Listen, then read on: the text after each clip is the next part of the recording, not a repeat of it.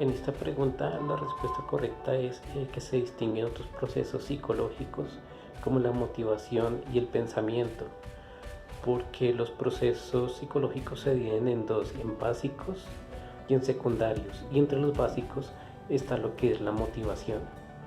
Sin embargo, en este ejemplo de la señora que estaba realizando la compra, demostró que tiene un poco o nada de control en sus emociones. Por eso, al ver las compras adicionales que no necesitaba, optó por la opción de realizarlas. Y cuando le llegó la factura se dio cuenta que realmente no eran necesarias las compras que necesitaba, porque se dejó guiar por la emoción.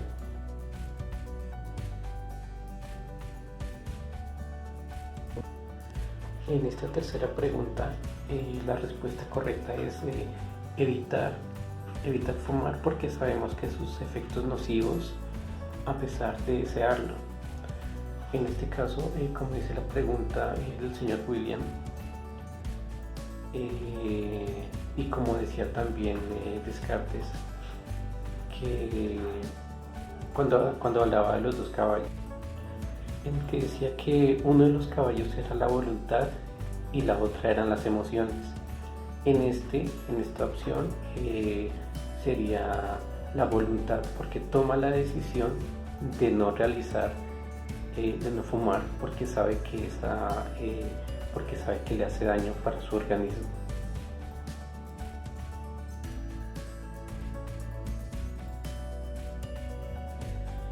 Pregunta, la motivación se ha definido como un conjunto de factores internos o externos, sea intrínsecos o extrínsecos, que dirigen y sostienen la actividad de un individuo a lo largo del tiempo. De acuerdo a lo anterior, el dinero es un claro ejemplo de motivo cultural, ya que en muchos casos es lo único que impulsa a la gente a cumplir su horario laborales a lo largo del mes. Es cultural porque es una actitud aprendida, no es por medio del ambiente, ni tampoco es un proceso cognitivo, ni tampoco social. En ese caso sería cultural, ya que es un hábito aprendido.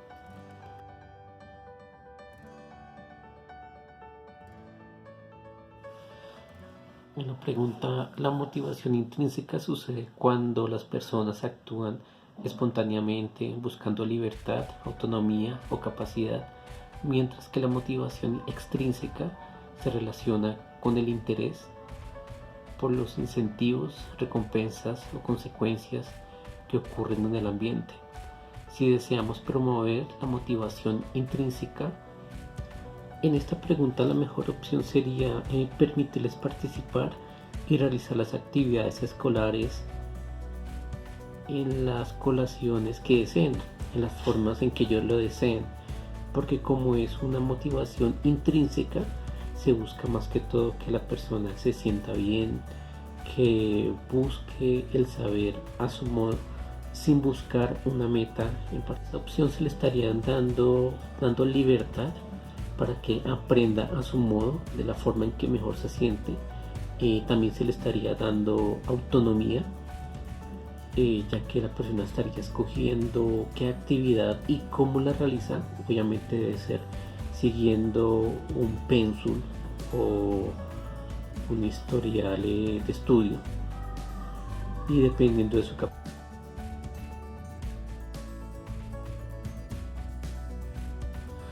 En la pregunta 7, Vicente es estudiante de psicología y se considera una persona introvertida. En el curso de historia de la psicología, el profesor le asigna una exposición sobre Sigmund Freud para evitar los errores. Vicente prepara la exposición con antelación y ensaya en su casa para repasar lo que va a decir en el aula. Sin embargo, cuando inicia la presentación se empieza a sentir asfixiado, su ritmo cardíaco ha aumentado y a un punto se siente el corazón en la garganta y sus manos sudan de una manera desproporcionada. Debido a esto, el profesor decide que la actividad Decía que la actividad para que Vicente se pueda reponer y definir si puede continuar. En esta pregunta, la respuesta correcta es arousal, ya que la teoría de arousal, Tessier, dice que una persona puede estar al comienzo del día. Esta teoría dice que una persona puede estar al comienzo del día tranquila, pero por la transferencia de excitación que puede estar pasando en el transcurso del día puede ir en aumento dependiendo de las circunstancias que se le vayan presentando. La decisión que tomó el profesor en ese momento de dejar poner la actividad para después estuvo bien, ya que una persona en ese estado necesita tiempo para calmarse. Si no lo hubiera hecho, por medio de la transferencia de excitación, hubiera aumentado aún más este estado que tenía la persona, porque la circunstancia negativa que se le vaya presentando, esta transferencia de excitación puede ir en aumento en vez de disminuir. Por eso en ese tipo de situaciones, cuando una persona está excitada, es mejor esperar a que se le pase con el tiempo y no forzarla a una situación más fuerte, porque se puede aumentar su nivel de excitación.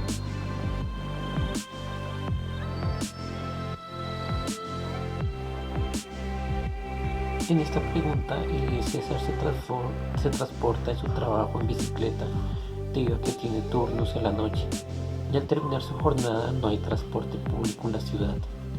Una noche, antes de abrir la puerta de su casa, al llegar de su trabajo, es agredido por dos hombres que intentan hurtar su bicicleta. Sin premeditarlo, intenta evitar el atraco golpeando a sus atacantes, pero estos lo golpean dándolo indefenso y sin posibilidad de resistirse. En el caso anterior, la reacción no premeditada de César evidencia el componente T. En este caso, la respuesta sería expresivo, porque él muestra su inconformidad, su rabia de que lo están agrediendo, y él reacciona también de manera violenta, expresa su enojo, expresa su inconformidad con esa situación, a pesar de que él al final termine siendo golpeado por estas dos personas y posiblemente le hayan sido hurtado su bicicleta. En este caso, esta persona se expresó como tal lo que sentía de una forma física al intentar defenderse.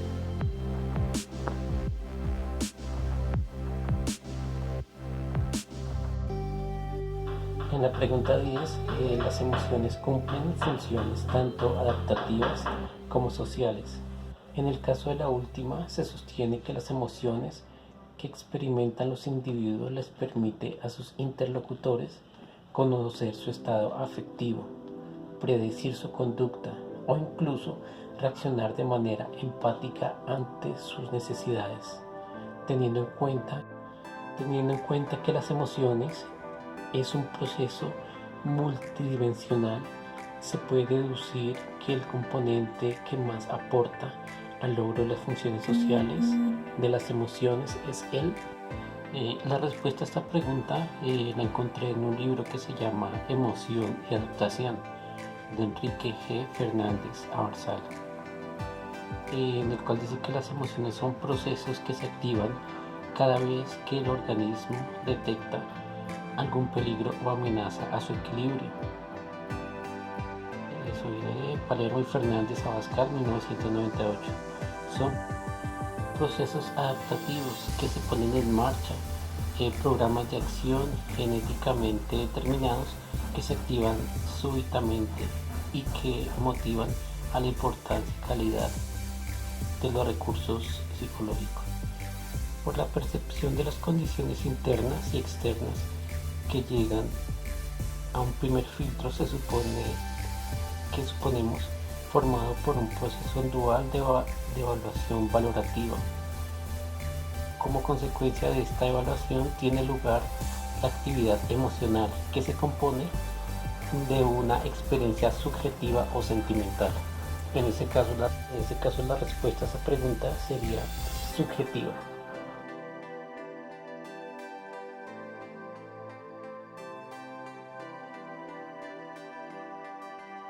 La pregunta 14 dice, Julián es vendedor competitivo de seguros de vida, acostumbrado a ocupar el primer lugar y comisionar todos los meses. Debido a un cambio de las políticas de la empresa, el jefe decide que el grupo de vendedores sumará sus ventas a una bolsa común y las comisiones serán compartidas de forma equitativa para que todos puedan tener ingresos adicionales. Sin embargo, aun cuando sus ingresos mensuales no se vieron afectados, el rendimiento de Julián disminuyó a nivel sin precedentes.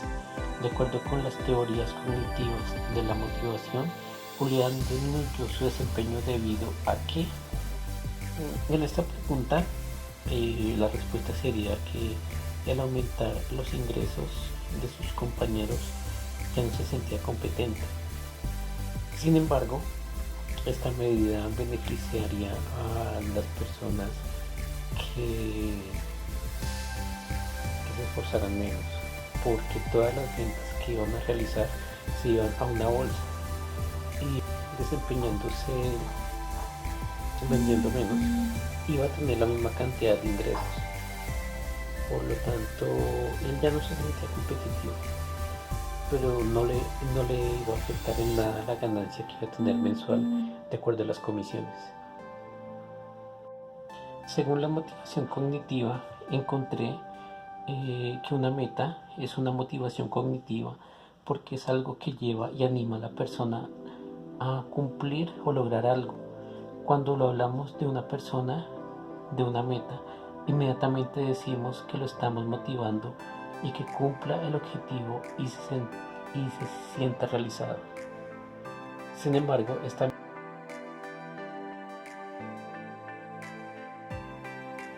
la pregunta 16 dice, la dicotomía entre emoción y razón es muy antigua en el campo de la filosofía, pero ha sido retomada por las neurociencias para explicar el comportamiento humano en situaciones y contextos específicos.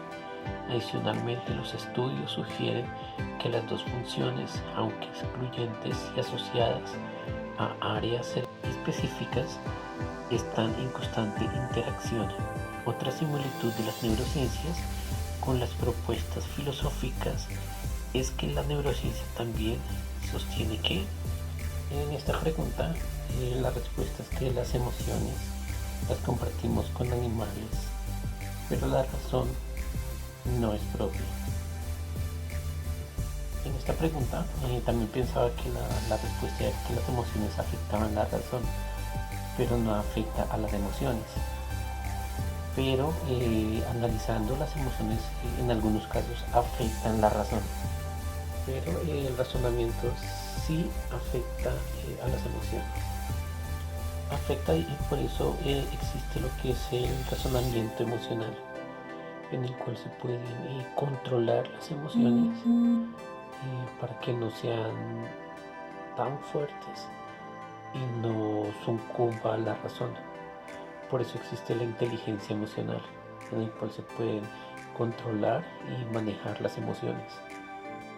Las emociones que compartimos con ellos es la capacidad de experimentar placer, dolor y miedo, pues no es exclusivamente los seres humanos.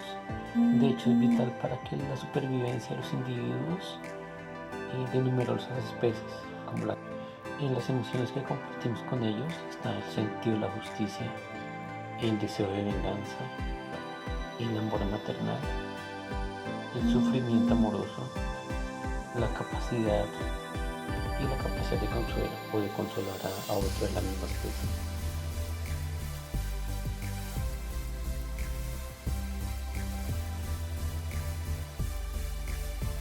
En la pregunta 17, Kenneth Gage, trabajador ferroviario del siglo XIX, que sufrió un accidente laboral en el que una barra de hierro atravesó su cráneo, afectó su corteza ventromedial prefrontal, provee evidencia fundamental para entender la preponderancia de las emociones en la vida cotidiana. En la medida en que su lesión afectó el área que comunica la razón con la emoción, y esto permitió confirmar cuál de los dos procesos podría neutralizar el otro en esas dos condiciones extremas. De acuerdo con el síntoma de Gate, quien se transformó en una persona agresiva, iracunda, irresponsable y despreocupada por las normas sociales, se puede concluir que las emociones, la respuesta es que afectan las conductas diarias y para evitar que se transgredan normas sociales las monitoreamos. En este caso, como el señor Gate ya no tenía control sobre sus emociones, rompía las normas sociales. En la pregunta dice que en la historia, porque estoy averiguando sobre la historia de él, y él se volvió una persona temperamental, agredía pues a las demás personas de forma verbal y no tenía un control en sí sobre sus emociones, ya que la corteza prefrontal pues le fue dañada por esta barra que le atravesó el cráneo.